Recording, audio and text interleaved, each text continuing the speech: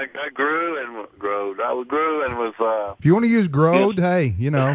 I stayed in church. I was ordained Baptist deacon and sang in the church choir, and so now I'm getting opportunities to go out and speak in churches and tell my story. But there was a period in my life when I was pursuing college jobs. I was an ego guy. I wanted to be a college coach. I ended up at Southern Baptist Christian College in Campbellsville, Kentucky, NAIA school. I go there, win the conference championship. I'm voted conference coach of the year, and I'm let go because I didn't have a doctoral degree, and the SACS accreditation team was coming in despite my success. I applied only for college jobs, and I came in second 4 times. And each time I didn't get the job, I said it wasn't the Lord's will for my life that I not get that one. But by October, I was unemployed, and I'm going, God, what are you doing? I'm unemployed. That's your will for my life?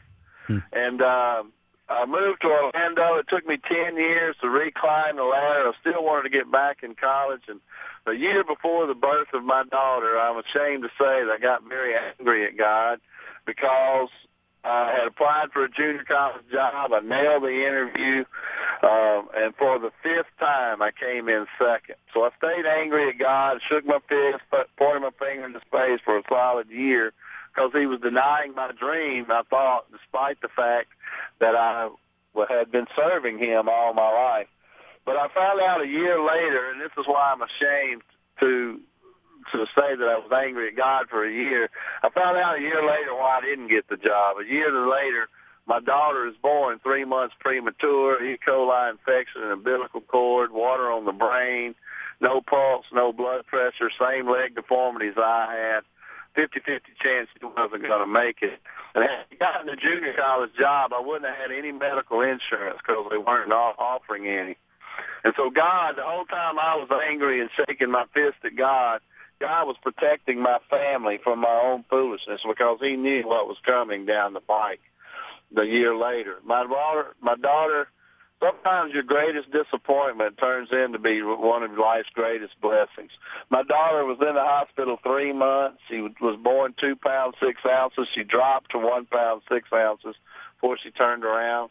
But today she has a brain shunt. She walks on 2 prosthetic legs like I do, no cane or crutch. She plays in Challenger League baseball and basketball leagues. She swims on a Special Olympic swim team. She finished 1st and 2nd in the state meet in all of her events 2 years in a row. So we don't put artificial limits on her like my parents didn't put any on me. But that's just an example of God's faithfulness to us, even though we're not necessarily being good citizens and stewards to him. You know, he knew what was coming and protected my family.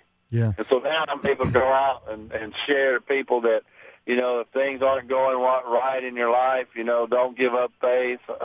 God's got our best interests at heart at all times. And you know, a lot of times you think what something you're going through right now you may think is one of the most bitterest, disappointing things that's ever occurred in your life, but God can bring good out of those bad situations.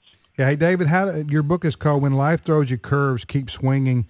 You mentioned your website to get the book and find out more if you people want to invite you to do speaking engagements and that kind of thing. We just got a few seconds left. You want to give that again?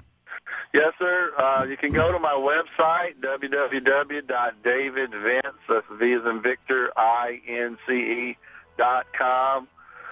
They can contact me via email, vncfam5@AOL.com. If they're interested in speaking engagements, I speak in churches.